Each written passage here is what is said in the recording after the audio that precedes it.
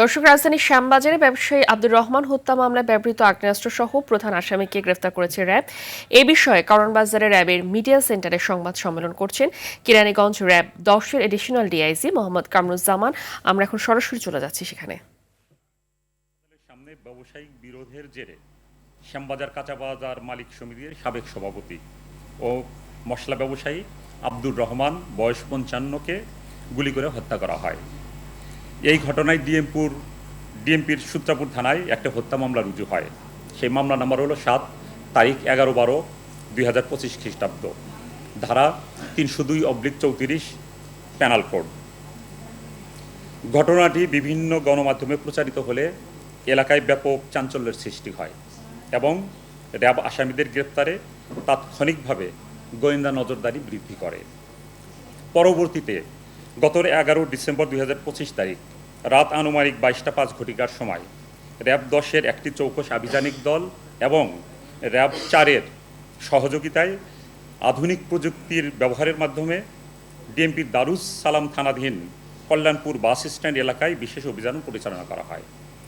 অভিযানের চাঞ্চল্যকর এই হত্যা মামলার প্রধান আসামি এমামুল এহসান নয়ন, বয়স 46, পিতা রহমতুল্লাহ, সাং শ্যামপুর, থানা কদমতলী, ডিএমপি ঢাকা, এবং তার সহযোগী অয়ন গাঙ্গুলি পলাশ, বয়স 44, পিতা মৃত নরেশ গাঙ্গুলি, সাং শাহপরান, থানা দাউদকান্দি, জেলা কুমিল্লা।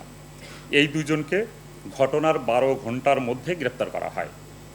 গ্রেপ্তারের পর আসামি এমামুল এহসান নয়নকে জিজ্ঞাসাবাদে ডিএমপির শ্যামপুর থানা এলাকা হতে একটি বিদেশি রিভলভার, 20 রাউন্ড তাজা কার্তুজ ও হত্যাকাণ্ডে ব্যবহৃত 2টি ফায়ার করা কার্তুজের খোসা উদ্ধার করা হয়। জব্দকৃত আলামত সহ গ্রেপ্তারকৃতদের সংশ্লিষ্ট থানায় হস্তান্তর কার্যক্রম প্রক্রিয়াধীন। প্রাথমিক অনুসন্ধানে জানা যায় যে আসামি এমামুল এহসান নয়ন রহমতুল্লাহ গ্রুপ অব কোম্পানির চেয়ারম্যান ও মশলার ব্যবসায়ী। ব্যবসা সম্প্রসারণের লক্ষ্যে 2024 সালের অক্টোবরে ভিকটিম আব্দুর রহমানের মাধ্যমে 60 লাখ টাকায় শ্যামবাজার কাঁচা বাজারের একটি দোকান ক্রয় করেন। দোকান হস্তান্তরের সময় ভিকটিম তার কাছে অতিরিক্ত আরও 24 লাখ টাকা দাবি করলে তাদের মধ্যে তীব্র ব্যবসায়িক বিরোধের সৃষ্টি হয়। এই বিরোধ থেকেই নয়ন প্রায় 1 বছর ধরে ভিকটিমকে হত্যার পরিকল্পনা করে এবং আসামি নয়ন ভিকটিমের গতিবিধি গোপনে পর্যবেক্ষণ করে।